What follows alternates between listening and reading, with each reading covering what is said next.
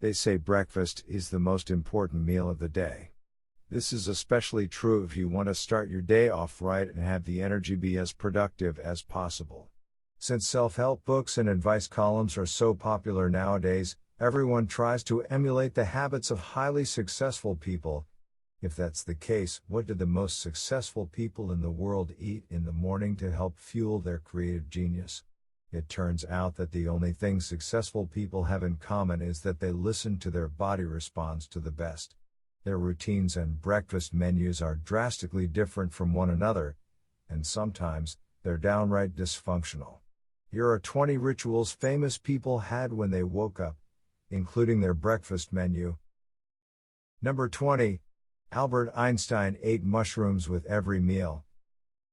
Theoretical physicist and mathematician Albert Einstein was famous for being one of the smartest guys in the world. He invented the theory of relativity and made leaps and bounds in the field of physics and quantum mechanics. So, clearly he did a lot of deep thinking. Every morning, he would eat fried eggs and mushrooms, and he would put tons of honey in his cups of tea. His maid said that he loved mushrooms so much, he would sometimes eat them during all 3 meals of the day. There have been studies done by a modern-day scientist named Paul Stamets that show that certain mushrooms actually do improve concentration and repair neurological pathways in the brain, like the Japanese lion's mane mushroom. So maybe that's why Einstein loved mushrooms so much.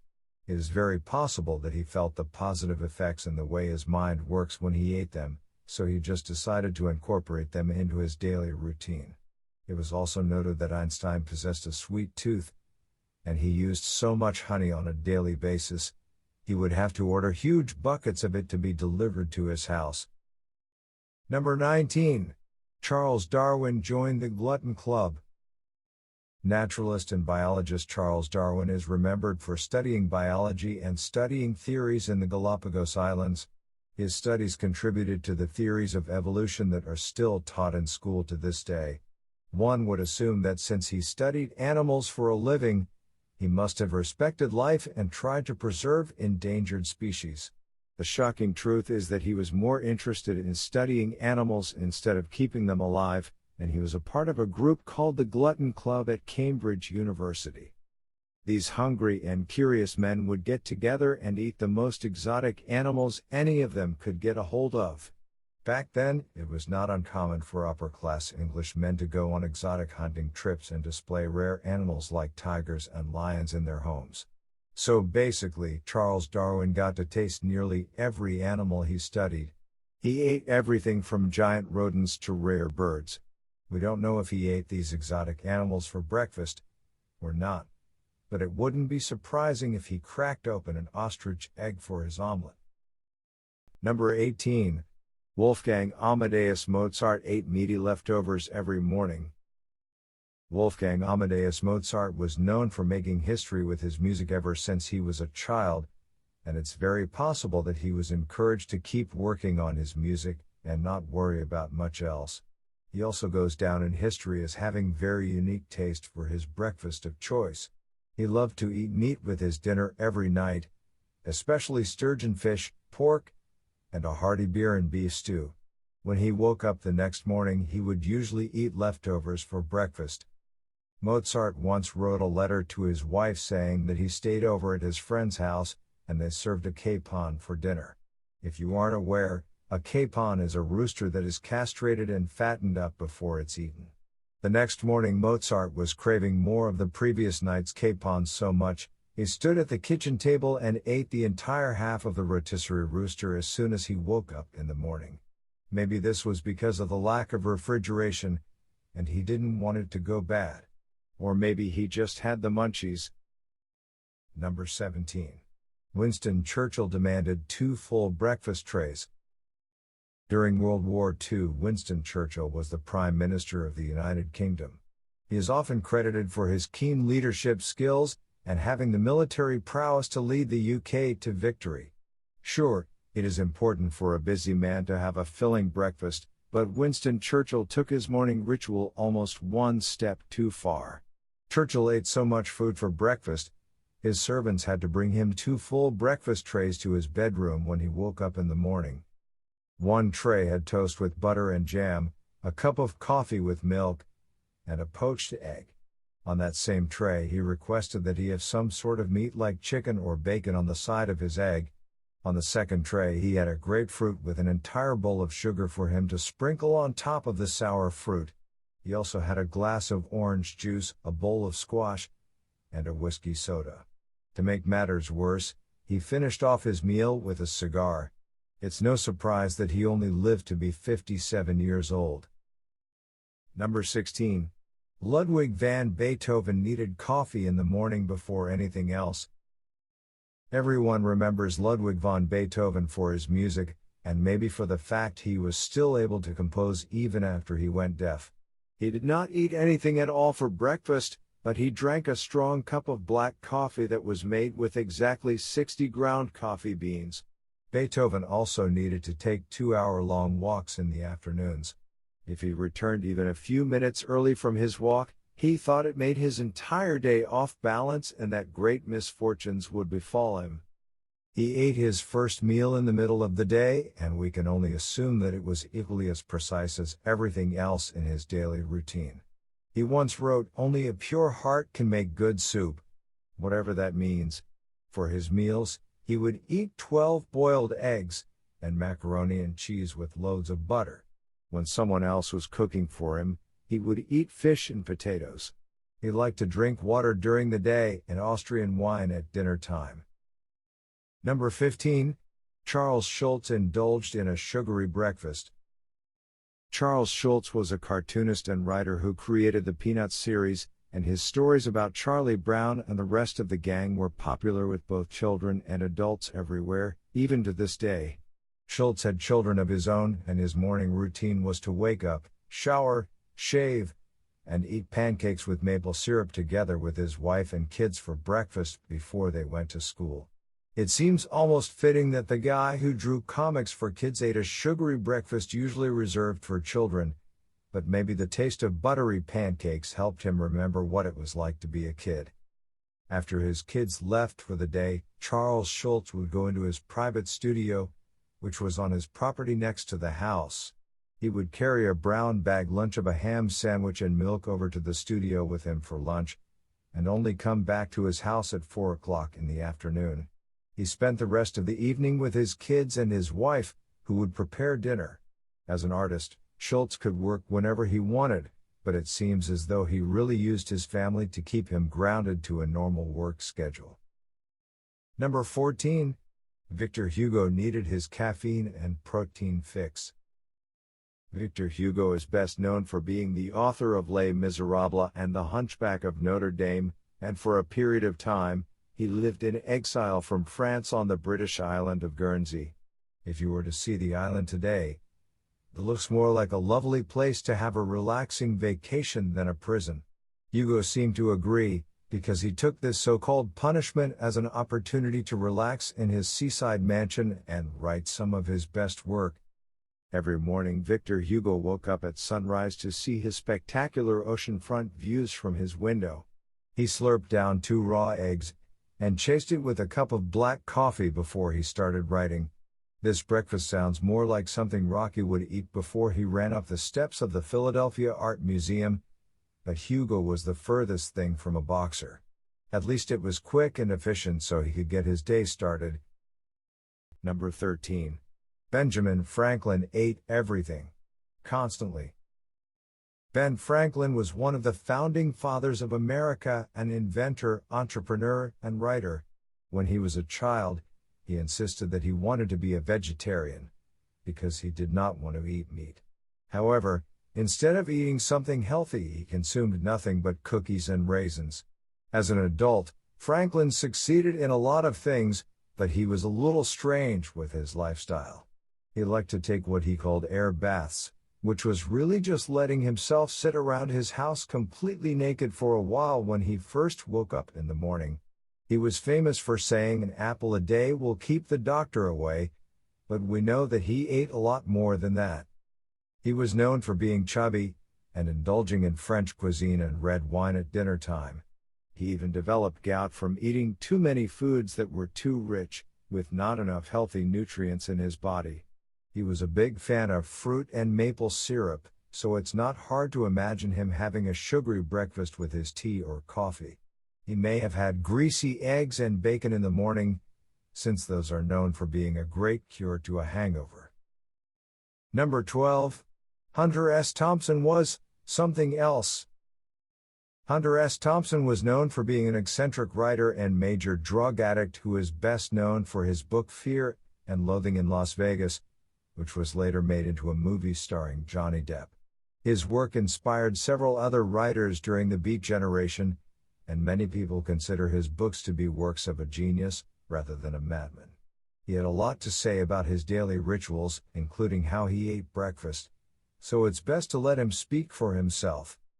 Breakfast is the only meal of the day that I tend to view with the same kind of traditionalized reverence that most people associate with lunch and dinner. I like to eat breakfast alone, and almost never before noon. Anybody with a terminally jangled lifestyle needs at least one psychic anchor every 24 hours, and mine is breakfast. In Hong Kong, Dallas, or at home, and regardless of whether or not I have been to bed, breakfast is a personal ritual that can only be properly observed alone, and in a spirit of genuine excess. The food factor should always be massive. 4 Bloody Marys, 2 grapefruits, a pot of coffee, Rangoon crepes, a half-pound of either sausage, bacon, or corned beef hash with diced chilies, a Spanish omelet or eggs Benedict, a quart of milk, a chopped lemon for random seasoning, and something like a slice of key lime pie, 2 margaritas, and 6 lines of the best cocaine for dessert. Right, and there should also be 2 or 3 newspapers, all mail and messages, a telephone, a notebook for planning the next 24 hours, and at least one source of good music. All of which should be dealt with outside, in the warmth of a hot sun, and preferably stone naked. Number 11. Jane Austen ate cake for breakfast. Even to this day, women still go crazy over Jane Austen's romance novels like Pride and Prejudice, and she was one of the first writers to begin the trope of a girl stuck in a love triangle between 2 drastically different guys. This plot point has been used a billion times ever since. Compared to many other famous writers who managed to publish multiple books, Jane Austen took full advantage of making her own schedule. She woke up and ate breakfast rather late in the morning, at 10 a.m. Considering that she was a full-time writer who probably burned the midnight oil, we really can't blame her either, because she still got the job done. It may or may not surprise her fans that she did not want to have a nutritious breakfast. All she wanted to eat every morning was pound cake and tea. The cake was made with loads of butter and sugar, so it was moist, dense, and very filling to hold her over for several hours until her next meal. Not to sound too corny, but maybe that's why her romance novels were so sweet. Number 10. Mahatma Gandhi's breakfast was simple and delicious. Mahatma Gandhi was an Indian nonviolent activist known for fasting for long periods of time in order to protest British tyranny over his home country. He also protested against racial discrimination in South Africa, tax revolts, and eventually became responsible for leading India to regain their independence. One of his forms of protest was to go on a hunger strike, where he refused to eat food or drink water until his demands were met. So, of course, he would not have been eating at all during that time. His journals indicate that years before he started starving himself on a regular basis, Mahatma Gandhi's favorite breakfast to have in London was mixing cocoa in his porridge with goat's milk. In India, cows are sacred, so you can't have that. Most chocolate lovers will agree that his breakfast of choice sounds pretty good, actually. Even if you don't have goat milk lying around, his breakfast could be replicated by mixing a hot cocoa pack with some oatmeal and milk. Number 9. Marlon Brando ate all the things. Actor Marlon Brando was known for fluctuating in weight throughout his life, because he loved to eat. He started out as a very buff dude, and eventually became the chubby Don we know from The Godfather. For breakfast, Brando ate all sorts of different foods, depending on his mood. He ate cornflakes, an entire box of cinnamon buns, an entire jar of peanut butter, sausage, eggs, pancakes, bananas with cream. Hopefully not all at the same time. Basically, if he ate something, he always went over the top with his portion sizes. Whenever Brando's girlfriend tried to put him on a diet so that he could look good for a role, they would have to put chains and padlocks on the fridge. That didn't stop him, because he took a crowbar to pry open the lock, just so he could have one bite of cheese. He would always find a way to get to his food, though, even if it meant breaking something or having his friends throw hamburgers over the security fence on the movie set. Number 8. Claude Monet made Instagram-worthy omelettes. French artist Claude Monet is remembered for painting gorgeous scenes of people living a charmed life in the French countryside in Paris. He was also the founder of the French Impressionist style of art, so it's not very surprising that his breakfast was just as perfect and fancy as his work. He was a major foodie who grew his own produce and herbs, and he would plan out his daily meals in a journal, based on what food he had in season. Claude Monet's favorite breakfast was called omelette aux fines herbes, which, if you don't know, is just egg with some salt, pepper, finely chopped chives, parsley, and whatever other herbs you can get out of your garden. Since he grew his own veggies, Monet probably had a few chickens on his farm to lay his eggs, too. He would sometimes also make some sausage, toast with jam, and a cup of tea to go along with his omelette. Number 7. Queen Elizabeth I got tipsy during breakfast. Queen Elizabeth I of England lived way back in the 1500s, and she is considered to be one of the greatest queens in the history of the United Kingdom. She had a breakfast that seems more like a supper by today's standards. Nearly every morning, Queen Elizabeth I ate a beef stew with a piece of bread. She also drank a tall glass of ale to go along with a hearty meal, even if it was very early in the morning. It's always possible that the stew was made with leftover meat and vegetables from dinner the night before, and since modern refrigeration was not invented back then, it only makes sense that the meat should be eaten before it went bad. Water may not have been the cleanest thing to drink at the time either, so ale just may have been her best option. But tea still existed back then, and drinking in the morning before her royal duties seems a tad bit irresponsible. But who are we to judge? Number 6. Ernest Hemingway ate with his cats. Author Ernest Hemingway always woke up at 5:30 a.m. to a hot cup of coffee. In one of his autobiographies, he wrote that when his son was a baby, he would wake up early to feed his cat, Featherpuss, and then give a bottle to his son. Hemingway loved this routine because his cat and baby kept him company as he wrote in the morning, before his wife woke up. Later in life, when the number of cats in Hemingway's life increased, he would eat breakfast with his pack of felines. One of his favorite meals for breakfast was actually pretty fancy: truffle omelette, Canadian bacon, and tea. He absolutely loved to eat food, and would give very detailed descriptions about his characters' meals when he wrote. This happened so often, someone published a Hemingway cookbook with the quotes from his novels. Hemingway was known for having a drinking problem, and he would have a breakfast cocktail like a Bloody Mary now and again to take the edge off of a hangover. Number 5.